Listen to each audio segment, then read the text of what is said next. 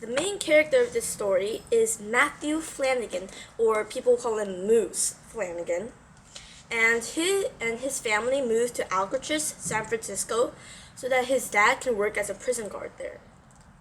And at first, Matthew is very confused with the new Alcatraz thing because it's a very strict place with very strict rules. Like you were only allowed to put a certain amount of laundry in your bag, or you get like 3 strikes and you're out, something like that. So his dad's a prison guard and his mom's just a housewife. But the peculiar thing about his family is his sister. His sister has autism, which is like a severe disease that it kind of like alters your brain a little bit and makes you antisocial, and you're kind of like shy around people, like phobia of people. And Matthew's mom and Matthew tried their best to get Natalie into a really good mental school so that she can like actually try to get along with friends. But it's so hard because her mom decided to stop counting her birthdays. So she's supposed to be 15 when the book starts and 16 when the book ends. But her mom only counts her 10. And I thought reason why does her mom want to be 10? Like I want to be older actually. And it turns out that the younger you are, the easier it is to get help for education. As you get older and older, then they consider you an adult and they're like, oh, you don't need education, you're old enough, right, to get a job. So Natalie in this book is 10, and you can figure out the rest about Natalie yourself. Later in the book, the most interesting part was when she made a stranger. AZ-105 is the name of a criminal. Weird name, right? And he was being very friendly with Natalie while Moose wasn't around, Matthew.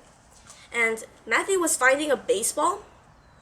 So when Natalie was interacting with AZ-105, Moose got so angry. He was like, why are you touching my sister? Like, don't touch my sister. She's my sister. Like, don't call her sweetie. And he got so enraged. And then he shouted at Natalie, and he never does. So Natalie was like, I'm sorry, right? And then Moose felt so bad. So he asked Al Capone, the famous criminal, who AZ-105 is.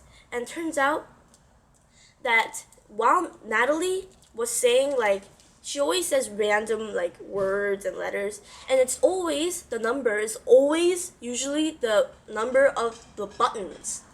But it wasn't her buttons. Like she can't have 105 buttons. So Moose was like, what does 105 mean? But she won't tell him. It's part of the autism disease. And then he realized that he saw his 105's shirt name tag, and it said AZ-105. And he's like, is that the 105 she was talking about? And it was. So remember how I talked about the strict rules and the laundry, sorry. And the strict amount of laundry that you can put in a bag? Well, that is what Matthew and his friend Piper, the warden's daughter, used to get Al Capone's attention. So what happened was Moose had a lot of trouble blending with his new environment, so he wanted to get people to like him. And Piper wanted to help him some way, but she couldn't find any way how. And then she's like, what if you mentioned the famous criminal Al Capone? So since Moose is not from Alcatraz, he mentions a bunch of lies and nonsense about Al Capone and says oh, Al Capone touched my baseball and he threw my baseball and batted it. And then he got money from that so that he can support Natalie. And what he did was, let's get to the shirts part. Weird. So Piper and Matthew and a few other friends stuffed a bunch of laundry, all of their classmates' laundry, and took a nickel from them, because a nickel back then was a lot of money. It's really little now. Such a difference. But Matthew and his friends collect all his classmates and collect all the money and said that Al Capone washed his shirt. So that's what the title is about. And at first I'm like, why would a criminal like spend his time washing shirts? But then it actually doesn't say that in the story. You have to get to the very, very end to find out about it. And what Moose did was he wanted money, but what he wanted more was his sister's education. He wanted, so he was a really good brother. I wish I had a brother like him, but, well, my brother's okay. Just okay. So Moose was really worried about Natalie. She wanted to get a good education, and he wanted to get into a good mental school so that she can get help. So what he did was he secretly wrote a note. No one knew about it, and stuffed it in the laundry, and then gave it to the prison guard for Al Capone. Al Capone read it, but he didn't write back so that he doesn't get all excited and stuff.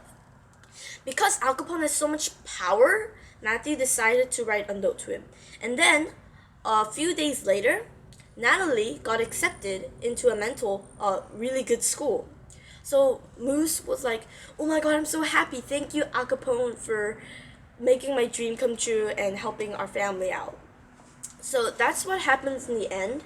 And all the juicy part right here, you gotta get to it yourself, because I don't want to be a party pooper, because I usually am. So you can read the rest on your own. The theme or the lesson that I've learned from this book is to never give up. Moose and his family had such a hard time, but his mom was so determined to have Natalie enrolled in a good school. She would never give up, even though so many schools rejected her because she looked old and too tall for her age, 10. So, but her mom never gave up, and Moose never gave up either. But their dad was like, guys, can we just give up? Can we, like, I get it, like, I work as a prison guard here, I make money, but it's really hard to get Natalie enrolled in a new school. And he was actually trying to, like, discourage them. But then their mom and Moose, they were like, no, we have to get her enrolled in a good school. There will come a day where she will be enrolled. And a day came. So what I learned from that determination is that no matter how hard it is, no matter how many auditions I have for cello, or no matter how many tests I have, I decided not to give up for anything, because I would be a hypocrite if I told you to not give up and then I give up myself, and I hate being a hypocrite. So that's what I learned from the book. And I also learned the bond of family and friends. Even though Moose's sister has autism, and she's kind of, no offense, kind of retarded, and she's not really normal, but their family bond was so strong that she was kind of like a normal sister to Moose. Just a normal, very, very shy sister. And I kind of had that family bond with my family, and I wish all of you have it, because a family bond is the first step to social life, and it's the most important. Your family is going to be there for you no matter if you become Al Capone, or even if you die, your family will still be there for you. Like, you might not know, but they will. So I learned a bond of family, and this was a very great book. It doesn't say on here, but I think it's a Newbery book. So I suggest you read it, and I was supposed to read it a few years ago, maybe 2. But I just decided to read it now so that I can interpret it more and get more critical thinking out of it. And I'm glad I get to read it now. I hope you read this book too, because it was a great book for me. I learned a lot of things from it.